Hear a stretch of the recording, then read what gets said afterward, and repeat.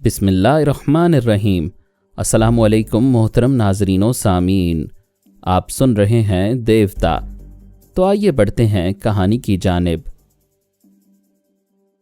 میرے پاس بھی اتنی ہی رقم ہوگی، میں صبح کی فلائٹ میں 2 سیٹیں بک کراتا ہوں۔ تم اغوا کرنے والوں کو اطلاع دو کہ رقم لے کر آ رہے ہو۔ میں نے سردار پر جیسا تنویمی عمل کیا تھا، اس کے بعد رقم کی ادائیگی ضروری نہ ہوتی، تمام قیدی مفت میں رہا ہو جاتے۔ اس کے باوجود میں نے سوچا وہ دونوں سرمایہ دار زیادہ سے زیادہ رقم لے کر آئیں تو کوئی حرج نہیں ہے، وہ رقم واپس جا سکتی تھی اور نیک کاموں میں بھی خرچ ہو سکتی تھی۔ اس رات میں اپنوں کی خیریت معلوم کر کے آرام سے سو گیا۔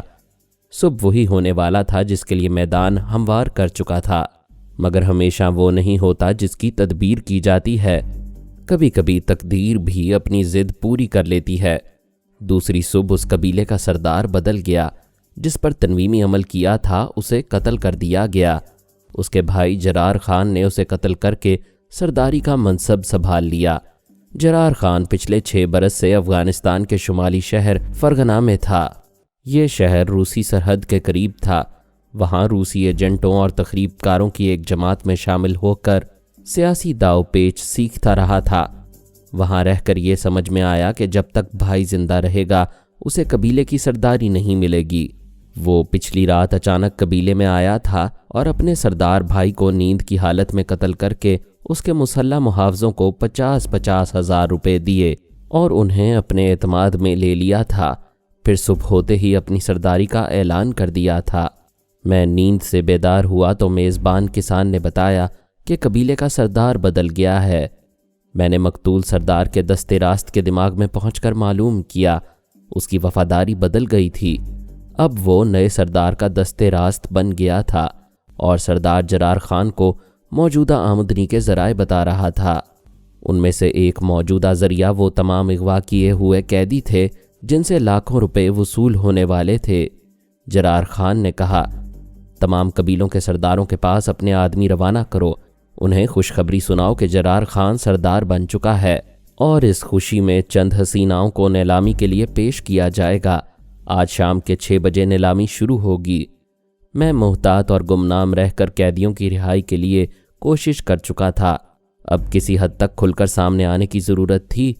میں نے سلمان، سلطانہ، لیلا اور جوجو کو بلایا، انہیں سمجھایا کہ قیدیوں کو وہاں سے رہائی کیسے دلوائی جا سکتی ہے۔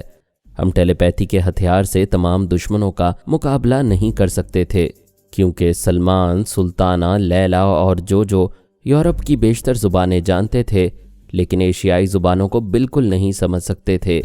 صرف ایک آسانی تھی، افغانستان اور روس کی سرحدوں سے انگریزی بولنے والے اسمگلر آتے جاتے رہتے تھے اور ان قبائلیوں کو پاؤنڈز اور ڈالروں کی صورت میں منافع پہنچاتے تھے، چرس اور ہیروئن لے جاتے تھے۔ اس لین دین میں وہاں کے سرداروں اور ان کے خاص حواریوں نے تھوڑی بہت انگریزی سیکھ لی تھی۔ میں نے اپنے خیال خوانی کرنے والوں کو اسی ایک زبان کے سہارے جرار خان اور اس کے 2-4 حواریوں کے دماغوں میں پہنچا دیا اور آپس میں یہ طے کر لیا کہ جتنے دشمنوں کے اندر ہم پہنچ چکے ہیں انہیں آخری وقت تک زندہ رکھیں گے تاکہ ان کے ذریعے قیدیوں کو رہا کرایا جا سکے۔ پھر میں نے جرار خان کو مخاطب کیا، ہیلو قاتل خان۔ اس نے دونوں ہاتھوں سے اپنے سر کو تھام کر سوچا، کیا میں اپنے اندر خود کو ہیلو کہہ رہا ہوں؟ تمہارے اندر ٹیلی پیتھی کا علم بول رہا ہے۔ اس نے حیرانی سے پوچھا، ٹیلی پیتھی؟ ہاں، تم علاقہ غیر کے باہر 6 برس فرغانہ میں رہ چکے ہو، روسیوں کے ایجنٹ بن کر آئے ہو، ٹیلی پیتھی کے علم کے متعلق کچھ تو سنا ہوگا؟ ہاں، سنا ہے، کوئی دماغ کے اندر آ کر بولتا ہے۔ تو پھر میں بول رہا ہوں، تم اتنی دیر سے کس کی باتوں کے جواب میں بول رہے ہو؟ ہاں سمجھ گیا، تم کوئی ٹیلی پیتھی جاننے والے ہو، لیکن ادھر کیسے آئے ہو؟ تمہاری عاقبت سنوارنے آیا ہوں۔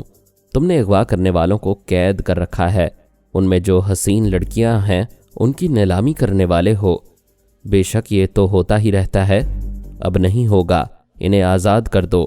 ارے تم مجھے لاکھوں روپے پھینک دینے کو کہہ رہے ہو، کیا مجھے پاگل سمجھتے ہو؟ تم سے بڑا پاگل تو کوئی نہیں ہو سکتا۔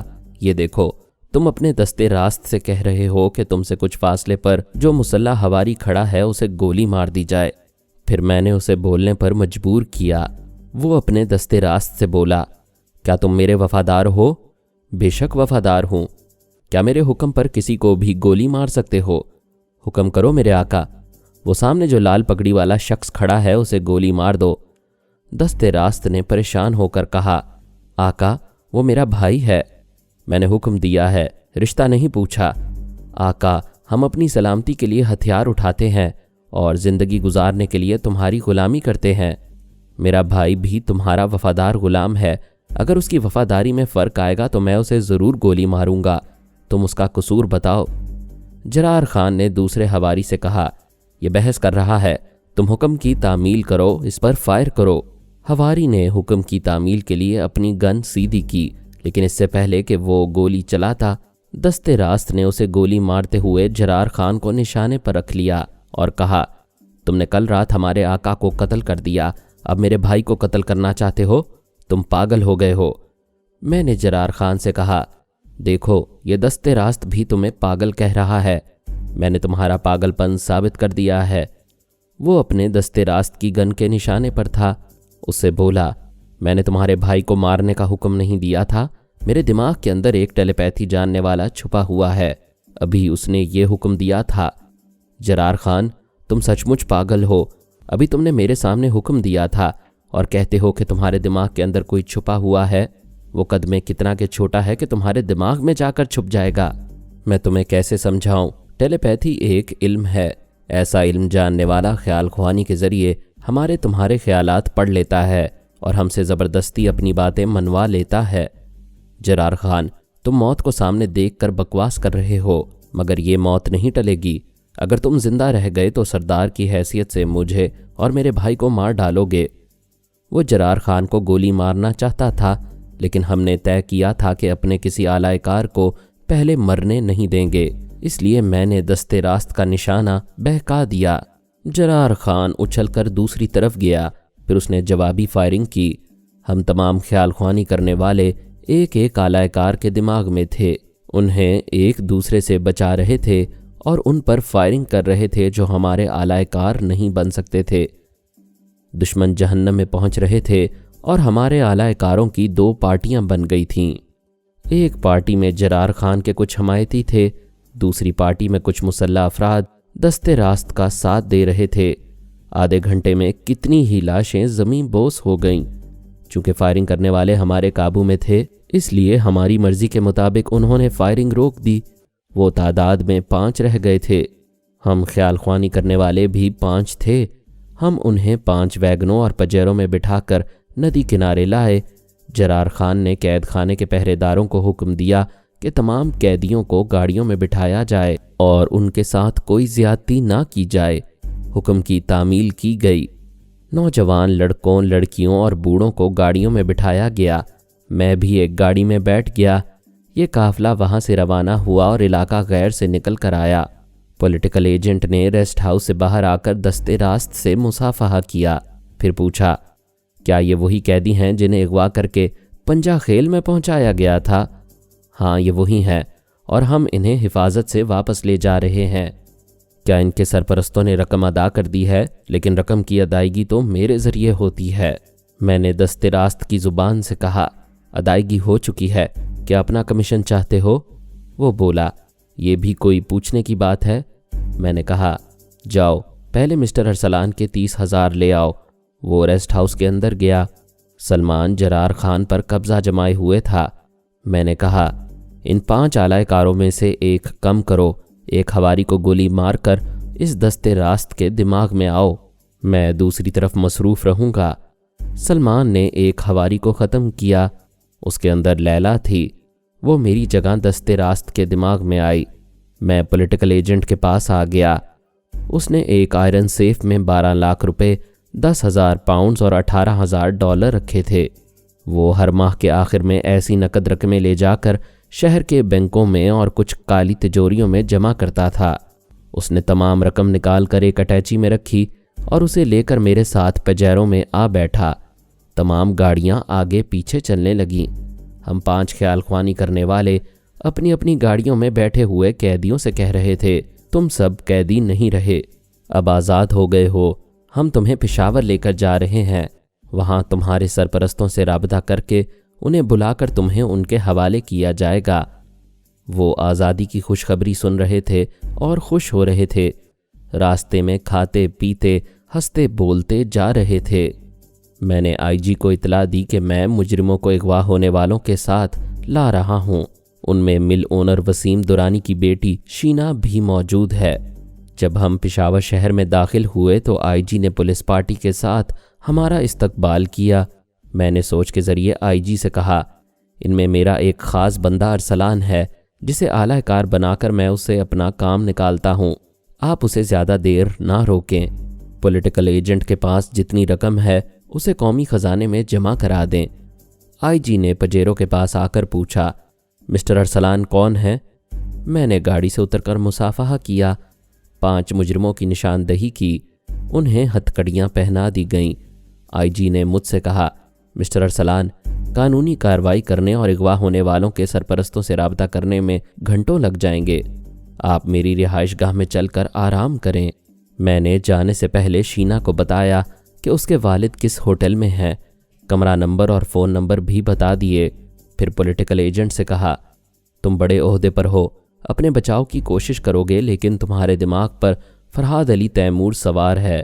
تحریری طور پر اپنے تمام جرائم کا اعتراف کر لو، ورنہ فرحاد کو اقبال جرم کرانا آتا ہے۔ میں نے آئی جی کی رہائش گاہ میں آ کر غسل کیا، لباس تبدیل کر کے کچھ کھایا، پھر کمرے کا دروازہ بند کر کے نور زمان کی خبر لی۔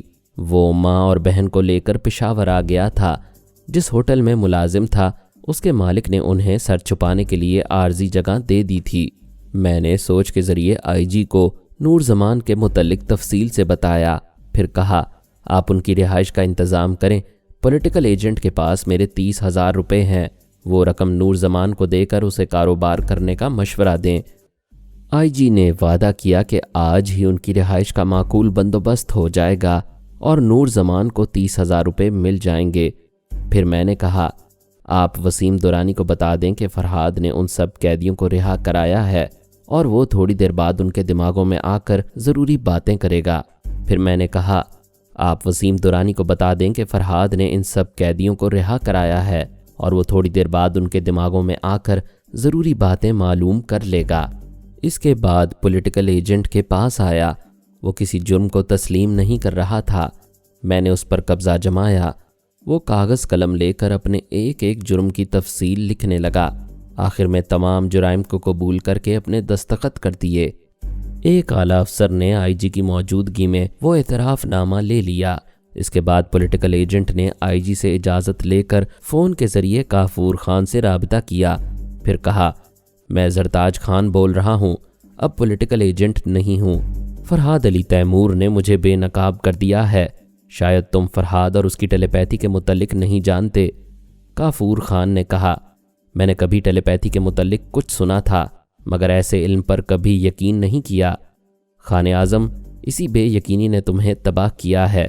تمہاری حویلی میں جو ارسلان نامی مہمان آیا تھا وہ نجومی نہیں بلکہ فرحاد کا اعلی کار تھا۔ وہ تمہیں علم نجوم کے چکر میں ڈالتا رہا اور فرحاد تم لوگوں کے دماغوں پر قبضہ جما کر جنونی حرکتیں کراتا رہا۔ تم نے اس کا معمول بن کر اپنے کتوں کو مار ڈالا اور نور زمان اور اس کی ماں کو رہا کر دیا۔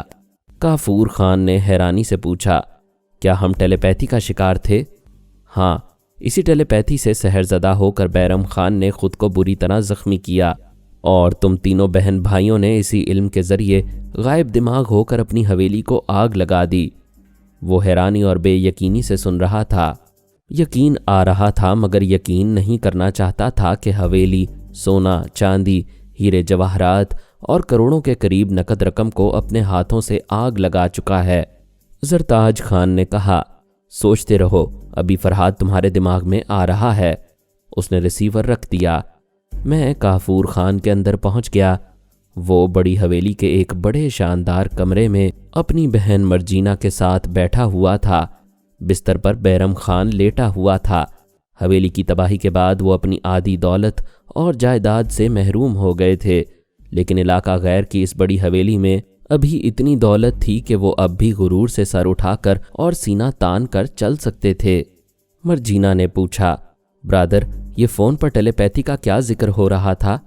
کافور خان نے کہا، तुम लंदन और पेरिस में रह चुकी हो, क्या वहाँ टेलीपैथी का जिक्र कभी सुना था? कई बार सुन चुकी हूँ। वहाँ इस मौजू पर मालूमाती कुतुब शाया होती हैं, लेकिन मैंने नहीं पढ़ा। ये तो मुझे किस्सा कहानियों वाली बात लगती है। अभी पॉलिटिकल एजेंट कह रहा था, फरहाद नामी एक टेलीपैथी जानने वाला हमसे पागलपन की हरकतें करा रहा था। वो मेहमान नजूमी नहीं, फरहाद का एक आलाए कार था। वो जो कुछ फ़ोन पर मेरे मुतल्लिक सुन चुका था वो उन्हें बताने लगा। बैरम खान ने कहा, अब समझ में आ रहा है, उस कमबख्त ने हम सबका जायचा नहीं बनाया था। हमें सितारों की चाल में उलझाकर हमें मुसीबतों में मुब्तला कर रहा था। उसने हमारे घर में और हमारे दिमागों में घुसकर हमें बुरी तरह तबाह किया है। आखिर उसे हमसे क्या दुश्मनी है? काफूर खान ने कहा, वो बुज़दिल दुश्मन है, उसने छुपकर हम पर हमले किए हैं। मैंने उसे मुखातिब किया तो वो खला में तकते हुए बोला, क्या मेरे दिमाग में फरहाद आ गया है? हाँ, मैं बोल रहा हूँ, बुज़दिल मैं नहीं तुम हो। ताकत के गुरूर में गरीबों और कमज़ोरों पर जुल्म करते हो, उन्हें ज़िंदगी भर के लिए ग़ुलाम बना लेते हो, उनकी हसीन बहनों और बेटियों को उठाकर अपनी हरम सरा में ले जाते हो। वो खामोशी से सुन रहा था। बैरम खान ने पूछा, क्या फरहाद फिर दुश्मनी के लिए आया है? मैंने बैरम खान के पास आकर उसकी ज़ुबान से कहा, मैं फरहाद हूँ और बैरम खान की ज़ुबान से बोल रहा हूँ ताकि तुम तीनों मेरी बातें सुन सको। मैंने वही बुज़दिली वाली बातें दोहराईं और कहा, तुम लोग सिर्फ बुज़दिल ही नहीं बेईमान भी हो। नूर जमान से 20,000 रुपये वसूल करने के बाद माँ बेटे को मार डालना भी चाहते थे। तुम लोग सिर्फ बेईमान ही नहीं शैतान भी हो। 14 बरस की एक मासूम लड़की को बर्बाद कर देना चाहते थे। फिर पूछते हो मुझे तुमसे क्या दुश्मनी है? जवाब दो कि एक गरीब नूर जमान और उसकी बहन से तुम्हें क्या दुश्मनी है? काफूर खान ने कहा, तुम जिन बातों को गलत समझ कर एतराज़ कर रहे हो ये हमारे इलाके में सदियों से राइज हैं। राजा और रियाया का दौर गुजर गया है, लेकिन जागीरदारों की हुकूमत और दहकानों की महकूमियत का दौर बाकी है और बाकी रहेगा। मैंने कहा, फ़िरौन और हज़रत मूसा का दौर भी जारी रहता है और तुम्हारे जैसे फ़िरौनों के लिए कोई मूसा ज़रूर पैदा होता रहता है। फरहाद साहब, हमारी तरह तुम भी एक ताकत रखते हो। हमारी दुनिया में यही होता आया है और हो रहा है कि हम तमाम ताकतवर, ख्वाह वो सुपर पावर्स ही क्यों ना हो, आपस में एक दूसरे से लड़ते हैं, एक दूसरे के खिलाफ ताकत का मुजाहरा करते हैं। लेकिन आम लोगों को महकूम बना कर रखने के लिए बड़ी ताकतें एक हो जाती हैं और एक दूसरे की ताकत को दुगना करके अपनी बरतरी कायम रखती हैं। हम और आप भी एक हो सकते हैं, एक दूसरे की ताकत को दुगना कर सकते हैं। सॉरी, मुझे हुकूमत करने और बरतरी कायम रखने का शौक़ नहीं है। कोई बात नहीं, हमने नूर जमान और गुलजाना को दिलो दिमाग से निकाल दिया है। अब तो तुम्हें हमसे दुश्मनी नहीं रहेगी। दुश्मनी रहेगी, अभी हिसाब बाकी है। कैसा हिसाब? तुमने बड़ी हवेली में जो हरम सरा बनाई है उसे आबाद रखने के लिए गरीब किसानों और मज़दूरों के घरों से बहू बेटियां उठा कर लाते हो। हमने वो ऐश कदा ख़त्म कर दिया है। बकवास मत करो, मैं चोर ख्यालात पढ़कर झूठ और फरेब को समझ लेता हूँ। इस वक्त तुम्हारी हरम सरा में 27 हसीन औरतें हैं। वो हिचकचाते हुए बोला, हाँ, मगर मैं उन पर जबर नहीं करता हूँ, ये राज़ी खुशी रहती हैं। मैं उनमें से हर औरत के बूढ़े वालदैन को माहाना 300 रुपये देता हूँ। क्या तुम माहाना 300 रुपये में अपनी बहन दोगे?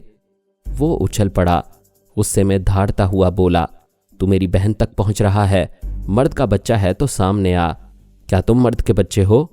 वो सीना ठोंक कर बोला, हाँ, सामने आ, मैं तुझे बताऊंगा कि मैं कैसा मर्द का बच्चा हूँ। मैं अपनी माँ का बच्चा हूँ। ताज्जुब है, किसी मर्द ने तुम्हें कैसे पैदा किया होगा? हाँ, वो पहले तो बौखलाया, फिर गरजते हुए बोला, बातों से उल्लू बनाता है खंजीर के। गाली पूरी होने से पहले ही मैं उसकी ज़ुबान दांतों के दरमियान ले आया। ज़ुबान कट कर अलग तो नहीं हुई, लेकिन तकलीफ़ वैसी ही हुई। वो मुंह पर हाथ रखकर इधर से उधर तड़प कर जाने लगा। मर्जीना ने परेशान होकर पूछा, ब्रादर क्या हुआ? मैंने बैरम खान की ज़ुबान से कहा, ब्रादर को बोलो ज़ुबान संभाल कर गुफ्तगू करे, वरना दूसरी बार ये कट कर अलग हो जाएगी। प्लीज़ मिस्टर फरहाद, हमसे दुश्मनी ना करो। अपने भाइयों से कहो, इज़्ज़त आबरू के दुश्मनों से कहो कि उन 27 औरतों को आज़ाद करें। अब वो आज़ादी के बाद शरीफ घरानों में ब्याही नहीं जाएंगी, लिहाजा अपने तौर पर ज़िंदगी गुजारने के लिए ہر عورت کو 5 لاکھ روپے ادا کریں۔ وہ حیرانی سے چیخ کر بولی، 5 لاکھ؟ تم ایسی عورتوں کو 5 لاکھ دینے کو کہہ رہے ہو جنہیں کبھی 5 روپے بھی نصیب نہیں ہوتے؟ رقم نہ دیکھو، عورت ہو کر عورت کی آبرو کا حساب کرو۔ آبرو کو نہیں سمجھو گی تو میں تمہارے بھائیوں کی آنکھوں کے سامنے تمہیں کوٹھے پر پہنچا دوں گا۔ کافور خان اتنی دیر میں بولنے کے قابل ہو گیا۔ اس نے کہا، مرجینہ تم مجھ سے نہ بولو، میں فرحاد سے کہتا ہوں ان عورتوں کو ابھی حرم سرا سے نکال دوں گا، گزارے کے لیے انہیں کچھ رقم بھی دے دوں گا، اس کے بعد تم کبھی ادھر نہ آنا۔ میں نے ہر عورت کے لیے جتنی رقم مقرر کر دی ہے اتنی ہی دو گے؟ وہ بولا، تم ہوش میں نہیں ہو یا دولت کو مٹی دھول سمجھتے ہو؟ ہر عورت کو 5 لاکھ دینے کا مطلب یہ ہوا کہ 27 عورتوں کو 1,35,00,000 روپے ادا کیے جائیں، اور میرے پاس اتنی رقم نہیں ہے، تمہارے پاس اس سے زیادہ ہے۔ تمہاری علاقہ غیر کی ایک خفیہ تجوری میں 80,000 پاؤنڈ، 2 لاکھ ڈالر، 70 لاکھ روپے، 15 کلو سونے کے بسکٹ، تقریباً 50 لاکھ روپے کے ہیرے جواہرات، یہاں کی 1.25 ایکڑ زمین اور علاقہ غیر کی 25 ایکڑ زمینوں کے کاغذات موجود ہیں۔ پشاور اور اسلام آباد کے بینکوں میں 90 لاکھ روپے الگ ہیں۔ میں اس کی دولت اور جائیداد کا اتنا پکا حساب بتا رہا تھا کہ اس کا منہ حیرت سے کھل گیا تھا۔ پھر وہ بولا، تم کیسے جانتے ہو؟ میں کہہ چکا ہوں، خیال خوانی کے ذریعے کسی کے بھی چور خیالات پڑھ کر اس کے دل کا اور تجوری کا راز معلوم کر لیتا ہوں۔ اگر تم نے ان تمام عورتوں کو مقررہ رقم ادا نہ کی تو میں تمہاری وہ تجوری خالی کرا دوں گا۔ کیسے خالی کراؤ گے؟ میرے سوا کوئی اس تجوری کو کھول نہیں سکتا، وہ مخصوص نمبروں سے کھلتی ہے اور وہ نمبر صرف میں جانتا ہوں۔ میں نے کہا، تجوری کے ہینڈل کے پاس ڈائلنگ سسٹم ہے، تم پہلے 0011 ڈائل کرتے ہو تو ایک ننھی سی سرخ روشنی آن ہو جاتی ہے، پھر تم 171612 ڈائل کر کے ہینڈل گھماتے ہو تو تجوری کھل جاتی ہے۔ پھر اس کا منہ کھل گیا، وہ دونوں ہاتھوں سے سر کو تھام کر بولا، میرا سر چکرا رہا ہے، تم جادوگر ہو، اتنے اندر کی باتیں صرف جادو کے ذریعے ہی معلوم ہو سکتی ہیں۔ اگر تم مسلمان ہو تو تمہیں خدا کا واسطہ ہے ہمارا پیچھا چھوڑ دو، میری شرائط پر عمل کرو گے تو ہمیشہ کے لیے پیچھا چھوڑ دوں گا۔ شرائط کیا ہیں؟ ایک شرط بیان کر چکا ہوں، مقررہ رقم دے کر عورتوں کو آزاد کرو، پھر جتنے دہقانوں کو غلام بنا کر رکھا ہے ان کے قرضے معاف کر کے انہیں بھی آزاد کر دو۔ تیسری اور آخری شرط یہ ہے کہ آئندہ کبھی علاقہ غیر سے باہر نکلنے کی حماقت نہ کرنا۔ وہ پریشان ہو کر بولا، یہ تینوں شرائط ناقابل عمل ہیں، بہت سخت ہیں، ان پر عمل کیسے ہوگا؟ یہ سوچنے کی مہلت دو، 24 گھنٹے تک غور کر سکتے ہو۔ یہ مہلت کم ہے، چلو 2 دن اور 2 راتیں دے رہا ہوں، اس دوران کوئی چالاکی نہ دکھانا، ورنہ پچھتانے کی بھی مہلت نہیں ملے گی۔ میں جا رہا ہوں، آئندہ 48 گھنٹوں کے بعد آؤں گا، خدا حافظ۔ میں بیرم خان کو چھوڑ کر مرجینہ کے پاس آ گیا۔ میرے تنویمی عمل کے مطابق وہ پرائی سوچ کی لہروں کو محسوس کر کے سانس روک سکتی تھی، صرف میری سوچ کی لہروں سے بے خبر رہتی تھی۔ کافور خان نے مجھے آواز دی، فرحاد صاحب کیا آپ جا چکے ہیں؟ میں خاموش رہا۔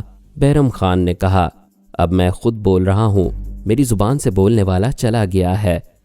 کافور خان نے کہا، یہ ٹیلی پیتھی کا علم بہت خطرناک ہے، وہ کمبخت ہماری تجوری کے ایک ایک پیسے کا حساب جانتا ہے، ہمارا ذاتی اور خاندانی کوئی سا بھی راز اس سے پوشیدہ نہیں ہے۔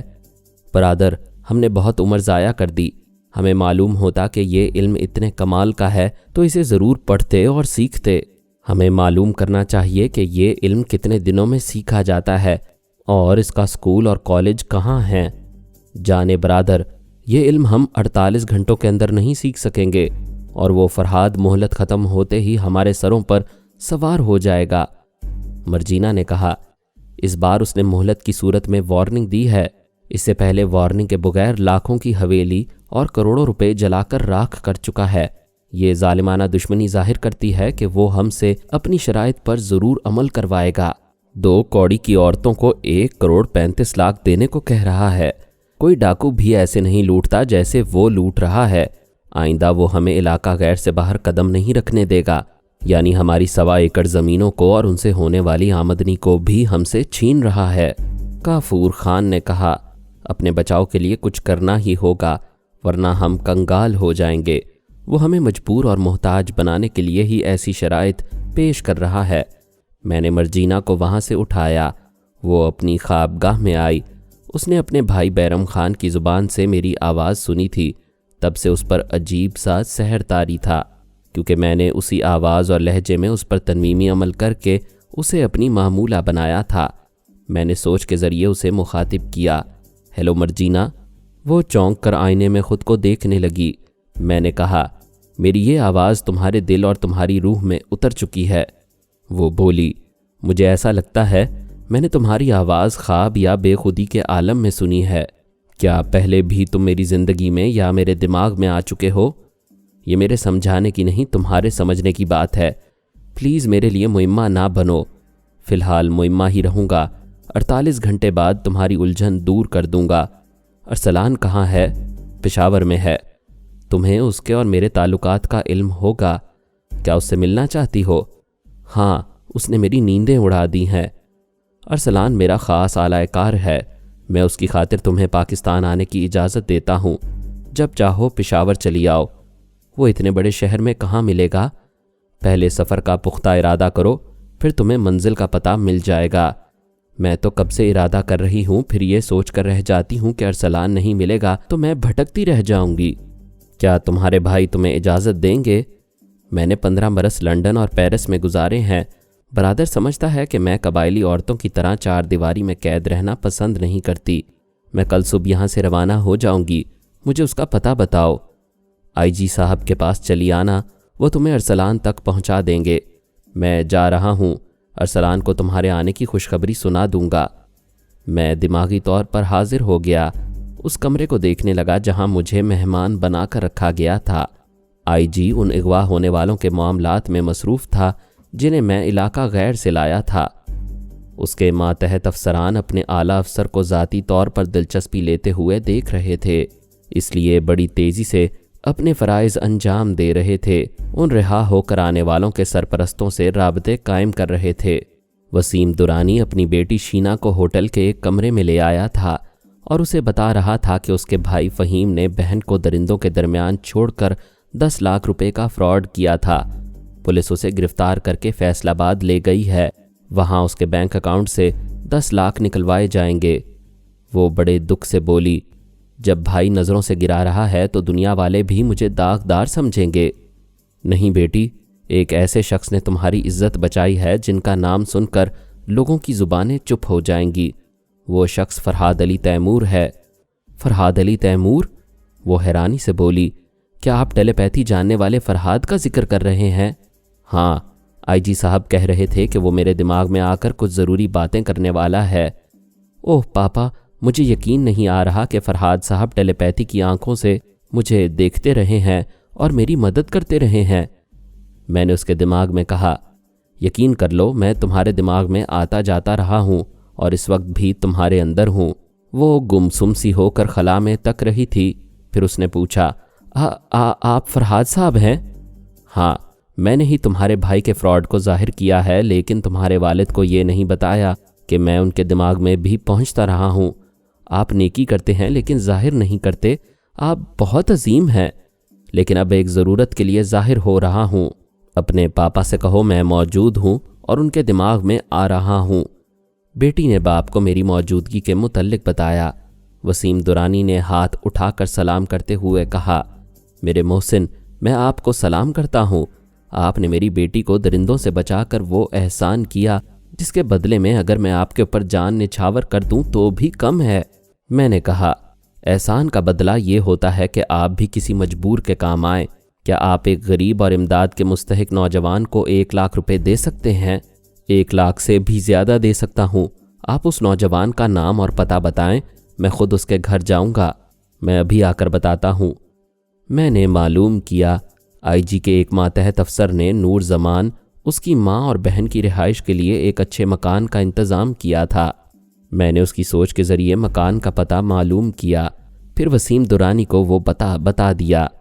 وہ اسی وقت ایک چھوٹے بریف کیس میں 2 لاکھ روپے رکھ کر بیٹی سے بولا، میں ابھی آتا ہوں، پھر ہم فیصل آباد کے لیے روانہ ہو جائیں گے۔ وہ ہوٹل سے باہر آ گیا۔ میں نے کہا، اگر نور زمان رقم لینے سے انکار کرے تو آپ آئی جی کے ذریعے اسے رقم لینے پر آمادہ کریں۔ اور اسے کاروبار کرنے کا مشورہ دیں۔ پھر میں نے شینا کے پاس آ کر کہا، تم نے مجھ سے محبت اور عقیدت ظاہر کی ہے، اس لیے ایک مشورہ دیتا ہوں، اپنے والد کی بیماری کو پیش نظر رکھتے ہوئے کاروبار میں ان کا ہاتھ بٹاؤ، فہیم پر اعتبار نہ کرو، خود اعتمادی سے ٹیکسٹائل ملز کی ذمہ داریاں سنبھالو۔ ڈاکٹر محمد انیب سلیمی کے ساتھ مزید اقساط سننے کے لیے ہمارے چینل کا سبسکرائبر بنیں اور ساتھ ہی بیل آئیکن کو کلک کریں تاکہ آپ کو ہر آنے والی نئی ویڈیو کے متعلق نوٹیفیکیشنز ملتی رہیں۔ ہماری ویڈیوز کو لائک اور شیئر کریں اور ہمیں اپنی دعاؤں میں یاد رکھیے گا۔ ISI اور پاک آرمی زندہ باد، پاکستان پائندہ باد۔ ہم پھر ملیں گے انشاءاللہ ایک نئی قسط کے ساتھ، تب تک کے لیے اللہ حافظ۔